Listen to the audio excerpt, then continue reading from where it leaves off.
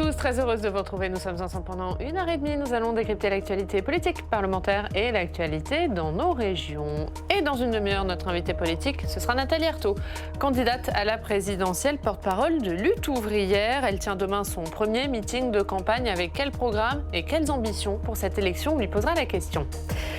Dans le club, nous parlerons d'Édouard Philippe. Le maire du Havre crée son parti demain, première pierre d'une recomposition de la majorité présidentielle. C'est la question, et peut-être également de la droite. On va en débattre.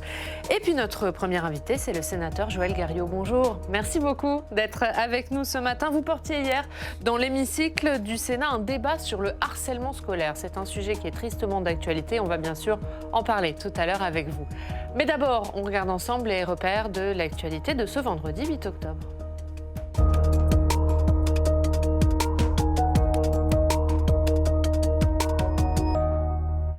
Après le rapport Sauvé sur la pédocriminalité au sein de l'Église, les propos du président de la Conférence des évêques de France interrogent. Propos sur le secret de la confession. Gérald Darmanin l'a convoqué la semaine prochaine. On voit ça avec Flora Sauvage. Au lendemain de la remise du rapport Sauvé sur la pédocriminalité dans l'Église, ces propos font mouche. Le président de la Conférence des évêques de France, Éric de Moulin-Beaufort, a expliqué sur France Info que le rôle des prêtres n'était pas de dénoncer les crimes qui leur sont rapportés, mais d'écouter les personnes qui se confessent. La confession s'impose à nous, et en ce sens-là, il est plus fort que les lois de la République. Maintenant, il faut que nous voyions, parce qu'il ouvre un espace de parole libre qui se fait devant Dieu. Des propos polémiques qui ont finalement fait réagir le gouvernement. Si le secret de la confession est bien considéré comme un secret professionnel, il peut être levé lorsqu'il s'agit de violences sexuelles infligées à un mineur. La réaction à ces propos, elle est très claire. Il n'y a rien de plus fort que les lois de la République dans notre pays. Ça tient en une phrase, et c'est très clair. Le président de la République a demandé au ministre de l'Intérieur de recevoir le président de la Conférence des évêques de France pour que les choses soient claires de ce point de vue-là. Et l'échange aura lieu, je crois, la semaine prochaine. Éric de Moulin-Beaufort a été invité mardi prochain par le ministre de l'Intérieur, Gérald Darmanin, à s'expliquer sur ses propos controversés. Selon le rapport Sauvé, 216 000 enfants ont été victimes de pédophilie dans l'Église depuis 1950. Une centaine de faits d'harcèlement sexuel, agression sexuelle et viol révélés au sein de la prestigieuse école d'ingénieurs Centrale Supélec. Des révélations qui font suite à une étude demandée par la direction. Le parquet d'Évry a ouvert une enquête préliminaire. Les 13 millions de retraités du secteur privé vont perdre en pouvoir d'achat. Les pensions complémentaires seront revalorisées de 1% à compter du 1er novembre prochain, soit 0,5 points de moins que l'inflation. L'Irlande accepte de relever son taux d'imposition sur les sociétés. C'était l'un des plus faibles du monde. Le pays rejoint l'accord mondial de la réforme sur la fiscalité, levant ainsi l'un des derniers obstacles à l'aboutissement du projet. Hier, l'Estonie a également accepté de rejoindre cet accord, contrairement à la Hongrie, qui s'y oppose toujours. Cela fait 6 mois qu'Olivier Dubois, le journaliste, est retenu en otage dans le désert malien par des djihadistes. À partir d'aujourd'hui, des banderoles de soutien seront déployées sur les mairies de 13 grandes villes de France. Sa famille inquiète et sans nouvelles. On va écouter sa sœur, Canel Bernard. Ça fait 6 mois. Ça fait 6 mois qu'on est sans nouvelles, à part la vidéo du 5 mai. Sans nouvelles, 184 jours sans nouvelles de mon frère. Donc rien sur l'état de santé, rien de plus sur sa situation. Ses conditions de captivité, c'est beaucoup. L'opinion publique ne connaît toujours pas la situation de mon frère. C'est-à-dire qu'en fait, c'est une situation qui reste dans un cercle journalistique, essentiellement, je dirais, parisien, et non pas dans l'opinion publique. Donc c'est important d'en parler. C'est important que les gens prennent conscience de la situation, s'intéressent. Ça peut peut-être faire bouger les choses aussi. Étienne Moujotte est décédé hier à l'âge de 81 ans. Il était l'emblématique numéro 2 de TF1. Il a également été directeur du Figaro, patron d'Europe 1 ou encore de Télé 7 jours. Les obsèques de Bernard Tapie sont célébrées ce matin à Marseille en l'église de la Major. Les Marseillais pourront suivre le cortège depuis le Vieux-Port. Et hier, c'est au stade Vélodrome qu'un hommage a été rendu à Bernard Tapie. Et puis, les Bleus sont en finale de la Ligue des Nations. Après avoir été menés au score 2-0 par la Belgique, l'équipe de France de foot a renversé le match pour l'emporter finalement 3-2. Les Bleus qui rencontreront l'Espagne en finale, ce sera à suivre dimanche.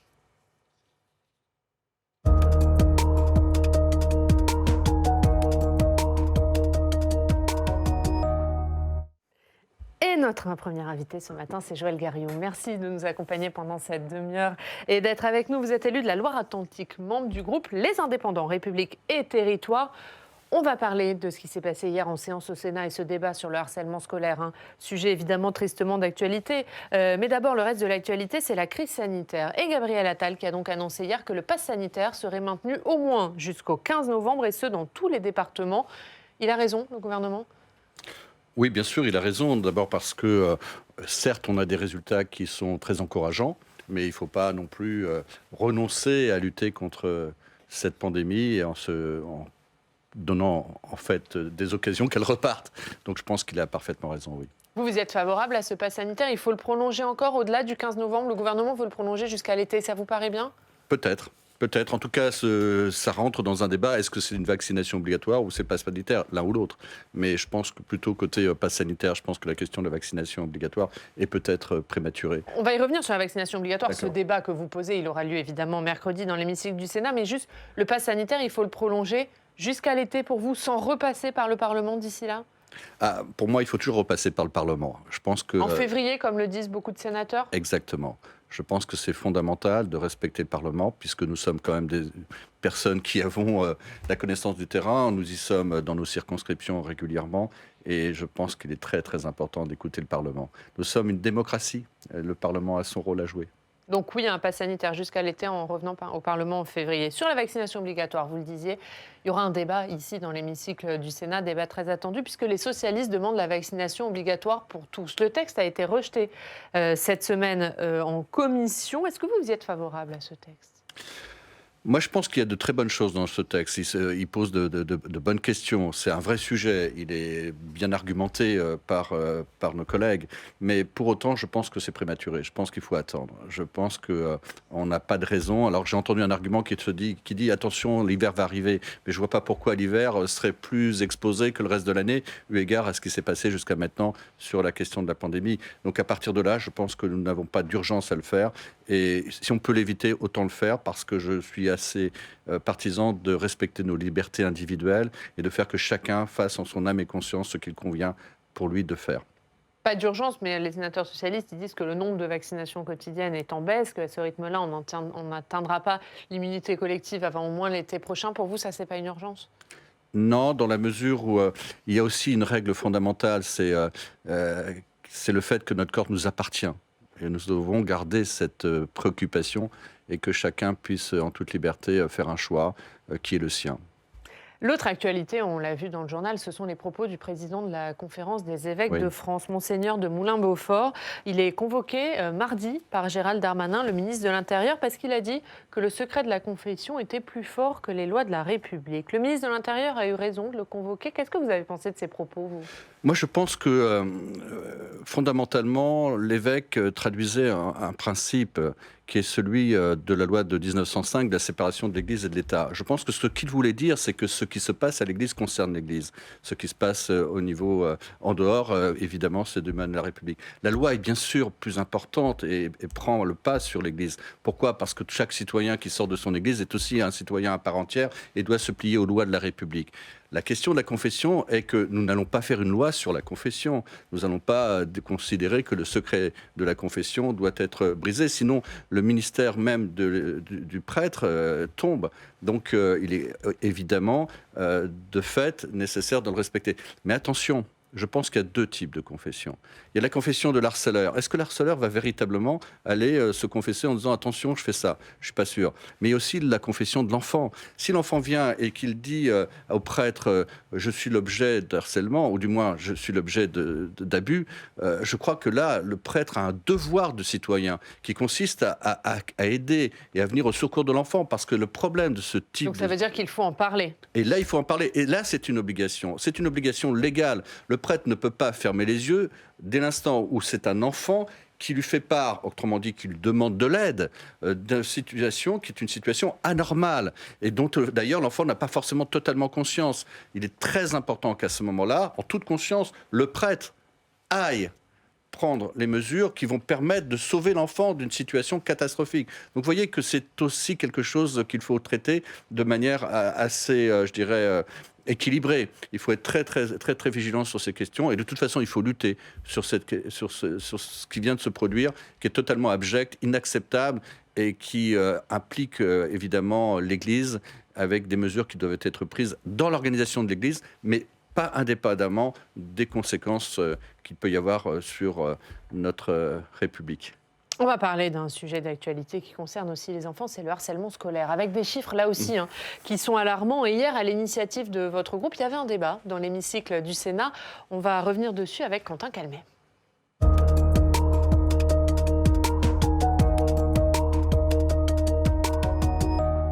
Bonjour Oriane, bonjour Joël Guerriot. Et Quentin, hier, les sénateurs débattaient d'un sujet préoccupant, harcèlement scolaire, on l'a dit, et cyberharcèlement. Oui, tout à fait, Oriane. C'est un sujet grave et l'actualité nous le démontre régulièrement. C'est ce qu'a dit une sénatrice de votre groupe hier en séance, on va l'entendre. C'est vrai qu'il y a quelques semaines encore, on avait vu un mot dièse anti-2010 qui avait déclenché, on peut le dire, un mouvement de harcèlement massif envers des élèves de 6e nés en 2010. Mais la réflexion, on le sait, elle est plus ancienne. Au Sénat, elle est portée depuis plusieurs années par votre groupe politique, Les Indépendants, le groupe de la droite Macron compatible. Et en mai 2021, une mission d'information a donc été lancée. Et on débattait en fait hier dans l'hémicycle des conclusions de cette mission d'information avec donc des chiffres alarmants. On retient une statistique, on va retenir même 2 statistiques publiées dans le rapport sénatorial. On les a voilà, comme cela, mis en animation. C'est 25% des collégiens qui déclarent avoir subi un harcèlement. C'est un quart de nos collégiens. Et 14% des lycéens qui disent avoir fait l'objet d'une attaque sur Internet. Écoutez sur ces chiffres la rapporteure Colette Mello. Les chiffres qui figurent dans notre rapport le montrent amplement. Près d'un élève sur 10 en est victime et dans sa version cyber, il se concentre surtout sur les jeunes filles et stigmatise toutes les différences. Face à cela, on constate le désarroi du milieu éducatif, car les 2/3 des enseignants s'estiment mal armés face au harcèlement. Pourtant, les pouvoirs publics ont pris la mesure du phénomène depuis 10 ans, au-delà des alternances.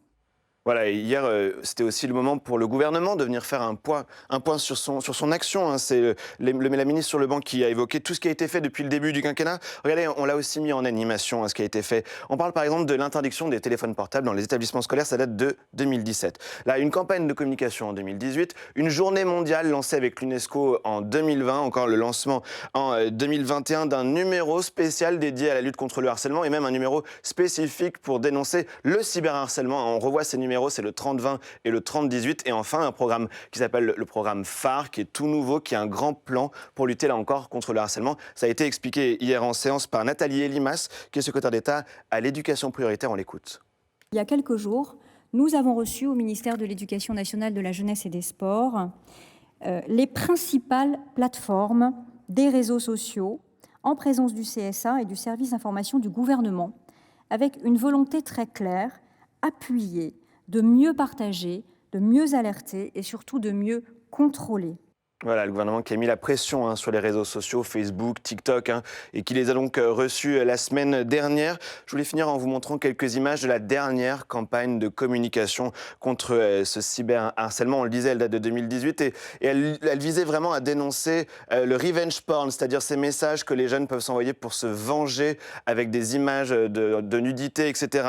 Alors Joël Guerriot, que dire de l'action de l'État? Vous avez provoqué un débat sur ce sujet. Est-ce à dire que c'est parce qu'on n'en fait pas assez encore? Non, ça veut dire que depuis 10 ans, les gouvernements prennent des décisions pour faire en sorte de lutter contre le harcèlement. Et en fait, le problème, c'est de couper à la racine le harcèlement. Et à ce titre, cette vigilance et ces actions qui ont été menées, nous devons pouvoir les apprécier. Je pense qu'il y a 3 points qui sont majeurs et qu'il faut bien mesurer. Le premier, c'est de prévenir. D'ailleurs, ça rejoint un peu le sujet précédent. Comment prévenir que de tels actes ne puissent pas se produire? En amont, avec de la formation, avec une meilleure éducation à l'utilisation des réseaux sociaux? Oui, en communiquant bien sur le phénomène de ce qu'est le harcèlement, parce qu'il faut aussi en faire une définition et tout le monde n'en a pas forcément conscience. Deuxièmement, c'est détecter. C'est-à-dire qu'une fois que malheureusement la prévention n'a pas forcément fonctionné, comment détecter qu'il y a bien eu harcèlement? Et ça, c'est un sujet extrêmement important. Et puis troisièmement, c'est comment agir. Agir pour évidemment réparer une situation. Aujourd'hui, par exemple, dans l'action, quand un enfant est l'objet de harcèlement, la tentation est plutôt qu'il change d'école. C'est-à-dire qu'en fait, c'est la victime qui va subir le fait de changer d'environnement et perdre finalement ses repères. Aujourd'hui, nous avons aussi d'autres choses qui peuvent être engagées, des actions que mènent des associations de manière remarquable, en particulier pour aider l'enfant à lui-même prendre confiance en soi et agir par lui-même sur ce qui est l'objet finalement d'un abus sur sa personne. Donc voilà. La ministre, on l'entend, elle veut mettre la pression sur les plateformes, on l'a dit, Facebook, TikTok. Elle s'est félicitée du fait qu'on arrivait désormais à supprimer très rapidement des messages. Est-ce que là aussi, vous leur donnez un satisfecit au gouvernement ou est-ce qu'il y a encore une énorme marge de manœuvre? Non, il y a encore beaucoup de marge de manœuvre. D'abord parce qu'il y a des éléments de la loi qui ne sont pas respectés. Vous savez que pour s'inscrire sur une plateforme, il faut avoir au moins 13 ans. Or, on voit bien, notamment dans l'affaire du hashtag 2010, qu'on est bien dans une situation où on n'a pas 13 ans. Donc on voit bien qu'il y a des barrières qui sont franchies parce que nous n'avons pas la main sur les plateformes. Il faudrait que nous ayons, par exemple, des obligations qui permettraient, quand un enfant est harcelé ou un jeune, quelle que soit la personne, puisse faire le choix d'aller sur un concurrent et que ces données basculent sur un concurrent, qui ait une interopérabilité des données. Vous voyez, il y a encore beaucoup de choses à entreprendre. Donc, du point de vue législatif encore. Oui, et puis surtout parce que globalement, nous n'avons pas la main malheureusement sur les plateformes qui ne sont pas européennes et qui, de par la nature, sont malheureusement pas des domaines sur lesquels nous puissions agir directement. Ça, c'est un vrai sujet. Vous parliez d'agir, de prévenir. Ce qui se passe à l'école, c'est évidemment les enseignants, les professeurs qui sont en première ligne. Est-ce qu'ils sont suffisamment formés, suffisamment armés dans cette lutte contre le harcèlement scolaire ? Alors, justement, ça fait partie du débat que nous avons eu hier et qui a montré à quel point il était important de soutenir les enseignements et effectivement de mettre l'accent sur des formations, voire sur du personnel spécialisé qui nous manque pour pouvoir apporter justement une compétence en la matière. Ça veut dire qu'ils ne sont pas assez soutenus à l'heure actuelle ? Ça veut dire qu'il reste encore des choses à faire. Ça veut dire qu'évidemment, si nous portons le débat, c'est parce que nous considérons que d'autres choses peuvent être engagées et en tout cas mettre l'accent sur déjà des préconisations qui ont été faites, voire des solutions qui sont en place, mais qui méritent encore d'être développées. En fait, ça veut dire que les outils sont là au sein de l'éducation nationale, mais qui sont peu connus, peu efficients, c'est ça ? Non, ça veut dire que globalement, les solutions, on les a. Mais effectivement, dans les moyens, et on manque encore de moyens, pour pouvoir considérer que l'on peut être satisfait et atteindre les résultats qu'on s'est fixés. Vous disiez par exemple les numéros d'urgence qu'on a donné tout à l'heure, le 30-20, 30-18. Lorsque j'ai lu le rapport que vous avez écrit que le groupe a écrit, on dit que ces numéros ne sont pas forcément systématiquement affichés et que c'est quelque chose qui serait tout simple à faire dans tous les établissements. Ce serait de rappeler l'existence de ces numéros aussi pour les parents. Ça, on se dit que c'est tout bête, mais que ça pourrait être fait très vite. Exactement. Vous touchez le cœur du sujet. C'est-à-dire qu'on considère qu'il y a toute une panoplie de préconisations qui ont été faites.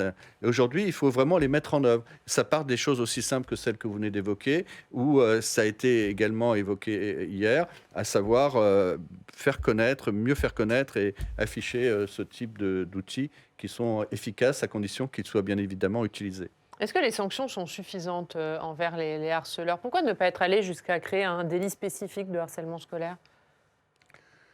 Honnêtement, je n'ai pas la réponse à cette question. Je pense qu'on n'a peut-être pas assez de recul de ce qui a déjà été entrepris pour pouvoir aller plus loin. Un dernier mot, puisque la préconisation des sénateurs, c'est de faire de la lutte contre le harcèlement scolaire et le cyberharcèlement la grande cause nationale de la rentrée 2022-2023. On comprend bien évidemment le symbole, mais qu'est-ce que ça changerait concrètement pour les élèves harcelés ?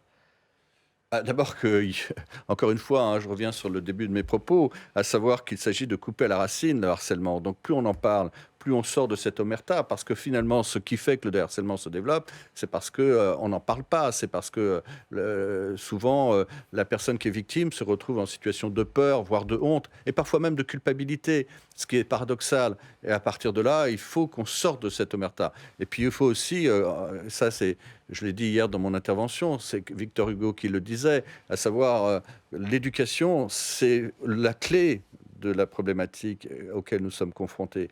si l'éducation porte sur la civilité, etc., et ouvre les yeux de ceux qui sont les harceleurs, eh bien, on aura peut-être beaucoup avancé. C'est-à-dire que ces gens-là, ceux qui harcèlent, c'est parce qu'ils n'ont pas eu l'éducation qu'il convenait sur la prise de conscience de la gravité des faits dont ils sont l'auteur. Merci Quentin. Merci Oriane. À tout à l'heure. On va continuer à parler de l'actualité et de l'actualité du Sénat, puisqu'il y a une délégation de sénateurs qui est actuellement en déplacement à Taïwan. C'est une visite qui fait bondir la Chine, qui considère Taïwan comme l'une de ses provinces. La Chine qui avait d'ailleurs écrit il y a quelques mois à Alain Richard, qui conduit cette délégation, en disant la visite violerait clairement le principe d'une seule Chine et enverrait un mauvais signal aux forces indépendantistes de Taïwan. Les sénateurs ont eu raison d'aller à Taïwan pour vous? Absolument, ils ont eu raison et c'est une visite officielle. Nous avons la liberté de mouvement. Je rappelle que Taïwan vient de fêter il y a 2 jours son indépendance, sa capacité finalement à se gouverner elle-même. Il faut rappeler que c'est quand même un pays de 26 millions d'habitants qui a des résultats absolument remarquables sur le plan économique, mais qui a été également exemplaire sur le plan sanitaire. Et puis surtout, disons-le bien, c'est un pays exemplaire en termes de démocratie. La présidente est élue au suffrage universel. Elle a été remarquablement réélue d'ailleurs récemment. On est sur un pays, on est là dans un. Pour vous aussi, c'est un pays. Parce qu'hier, Alain Richard a prononcé le mot de pays. Évidemment, ça a mis la Chine en colère. Pour vous, il a eu raison. Mais bien sûr, il a raison. Et bien sûr. Attendez, la Chine vient de prendre Hong Kong de manière un petit peu, je dirais, violente, puisqu'il y a eu quand même un certain nombre d'emprisonnements et de manifestations. On sait que le pouvoir chinois est un pouvoir concentré.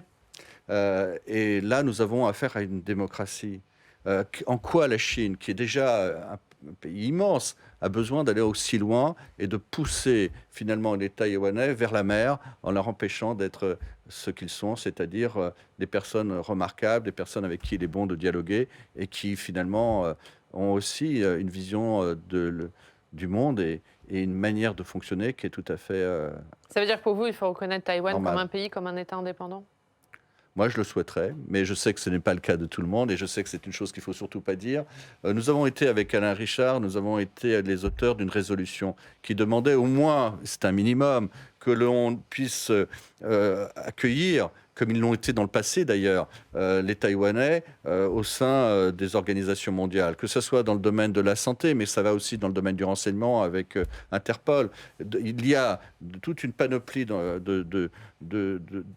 je dirais, de valeur ajoutée de Taïwan dans de nombreux domaines, et on leur interdit cela, alors qu'on l'accepte sur des tout petits États. Il faut savoir que Taïwan, ça pèse plus lourd que la Suède ou que le Danemark. Et aujourd'hui, on refuse finalement à Taïwan ce qui de droit devrait leur être accepté. Vous pensez que ça va laisser des traces, ce voyage des sénateurs, dans les relations entre la France et la Chine? Je ne crois pas, parce que la Chine, honnêtement, c'est un pays qui ne connaît que le rapport de force. Donc ce n'est pas en s'écrasant devant la Chine que l'on va faire avancer les choses à la bonne direction. Au contraire, je pense qu'il faut montrer notre résistance. Il faut montrer à la Chine que nous ne sommes pas dupes. Il faut montrer à la Chine que, et on verra probablement sur d'autres sujets, que nous aussi, on a notre droit d'expression et qu'on n'a pas envie forcément de vivre dans ce système qui serait le système chinois.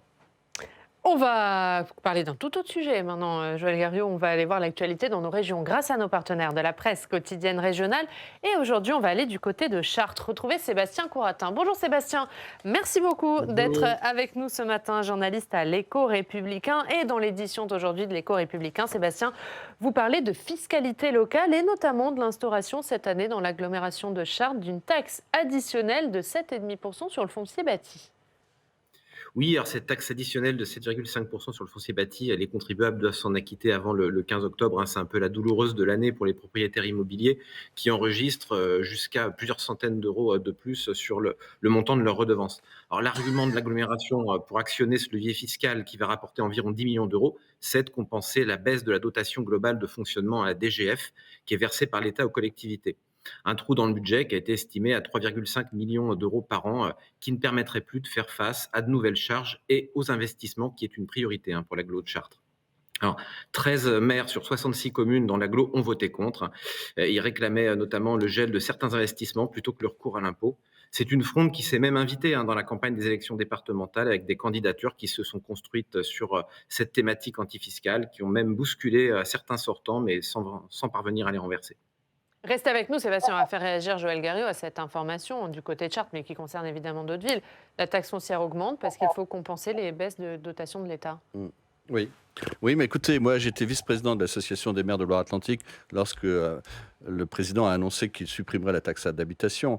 Alors qu'est-ce que c'est que ces taxes? Ces taxes, ce sont les outils qui permettent à des élus locaux d'agir sur leur territoire dans le cadre des besoins de leur population. S'il y a plus, si on leur enlève des moyens, ils vont aller les chercher ailleurs. Et donc évidemment, c'est la taxe foncière puisque c'est le dernier outil qui leur reste. Ce qui veut dire que de toute façon, ce qui vient de se produire risque de se produire dans beaucoup d'endroits. Et ça, c'est gravissime. Mais ça veut dire quoi? Que l'État se donne le beau rôle en supprimant la taxe d'habitation et que du coup, ce sont les maires qui se retrouvent obligés d'augmenter la taxe foncière au risque d'être impopulaire, oui, forcément. parce que les maires, les présidents d'intercommunalité deviennent des vassaux de l'État, dans la mesure où ils n'ont plus d'autres moyens que de demander à l'État de bien vouloir contribuer à leur fonctionnement et à leurs investissements. Mais si l'État ne les suit pas, il faut bien qu'ils trouvent d'autres solutions. Donc moi, nous avions, avec les maires, été vent debout sur l'idée de supprimer la taxe d'habitation pour ces raisons-là. C'est-à-dire qu'il est important que nos concitoyens sachent pourquoi ils sont amenés à apporter leur contribution au fonctionnement de nos communes. Parce que, bien évidemment, il y a des charges, les charges des ordures ménagères, les charges de voirie, les charges de bâtiments sportifs, des écoles, etc. Donc tout ça, il faut bien que ça soit financé. Alors si vous n'avez plus le levier qui consistait à faire comme vous le pouviez dans le passé, il vous reste plus qu'une petite partie de marge et vous allez évidemment aller sur ce domaine-là. C'est ce qui se passe à Chartres et c'est ce qui se passera ailleurs. Et justement, on va y tourner à Chartres, Sébastien, puisque vous évoquez également 2 sujets liés à la crise sanitaire. Ce matin, dans l'Écho républicain, la levée de l'obligation du port du masque à l'intérieur dans les écoles élémentaires en Eure-et-Loire et l'entrée en vigueur du pass sanitaire chez les 12-17 ans. En effet, 28 000 écoliers d'Eure-et-Loire du CP au CM2 sont concernés à partir de lundi par la fin du port du masque à l'école. Alors, en début de semaine, notre département ne figurait pas parmi les 47 premiers concernés par cette mesure en raison d'un taux d'incidence qui était encore trop élevé.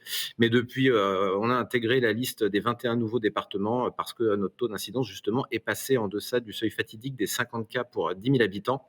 Alors, de quoi se sentir immunisé, espèrent en tout cas les parents d'élèves, contre un rebond de l'épidémie dans le département, même sans masque. Alors, pour les collégiens et lycéens, en revanche, le masque est toujours d'actualité. Mais depuis le 30 septembre, ils doivent également présenter un pass sanitaire valide pour accéder à des lieux culturels, participer à des entraînements sportifs, des sorties scolaires. Pour certains clubs, c'est une obligation qui complique la tenue des compétitions, qui désorganise les équipes. Du côté des établissements scolaires et des médiathèques du département, on s'organise pour éviter de laisser les jeunes sans solution pour ceux qui n'auraient pas de passe, par exemple en retardant les sorties scolaires, en proposant un dispositif externe d'emprunt de livres dans les médiathèques. Alors globalement, l'entrée en vigueur de ce pass perturbe moins qu'ailleurs, semble-t-il, le quotidien de la tranche d'âge des 12-17 ans, qui est couverte à 77% en Eure-et-Loire par le schéma vaccinal complet. C'est 10 points de plus qu'à l'échelon national, pratiquement une immunité collective. Merci beaucoup. Merci Sébastien d'avoir été avec nous. Et ce sujet, c'est à la une de l'Écho républicain ce matin. Bas les masques à l'école, c'est le titre, la une de votre journal aujourd'hui. Merci Sébastien Courratin et à très vite. Un mot de politique de présidentielle pour terminer avec vous, Joël Garriaud. Vous soutenez qui dans la compétition interne à droite ? Moi, je soutiens Xavier Bertrand. Je pense que l'homme a des qualités certaines. Surtout, c'est quelqu'un de crédible. Je connais très bien. Je le connais depuis longtemps. Et j'apprécie sa capacité, son travail. Et surtout, je pense qu'il nous faut un président qui puisse relever les défis qui sont nombreux, qui ait le courage et la détermination. Et puis, pas seulement la volonté, la capacité. Pour vous, il doit passer par le congrès de la droite ? Personnellement, vous voulez me donner mon avis ? Non, oui. Est-ce que Xavier Bertrand, il doit passer par le Congrès ? Ou est-ce qu'il doit dire, comme il le dit depuis 6 mois, que l'élection présidentielle, c'est la rencontre entre un homme et un peuple ? Personnellement, je pense que non. Je pense que le président que nous choisissons, c'est le président des Français, c'est-à-dire que c'est Donc il ne doit pas aller au Congrès pour vous. Non. En tout cas, il peut peut-être y aller. Mettre le candidat d'une primaire qui est une petite primaire, on ne va pas voter en France pour le président des LR. on va voter pour un président qui correspond à des convictions, à une capacité de faire ce qui nous paraît utile pour notre pays. Donc c'est sur cette base-là que je crois qu'il faut faire un choix, et non pas un choix qui soit une petite primaire, une espèce de simulacre de démocratie interne à un parti, alors qu'on ne choisit pas cette personne-là, mais on choisit l'homme capable de gérer notre nation. Merci Joël Gariod. Merci d'avoir été notre invité ce matin. Dans 20 minutes, dans le Club des Territoires, on ira à Lyon. Lyon où Gérald Darmanin était hier. Il était en déplacement dans le Rhône sur le thème de la lutte contre le trafic de drogue. On en parlera. Mais d'abord, Joël Gariod, vous allez laisser votre place à notre prochaine invitée. C'est Nathalie Arthaud, candidate à la présidentielle pour Lutte ouvrière, qui va nous rejoindre. Merci.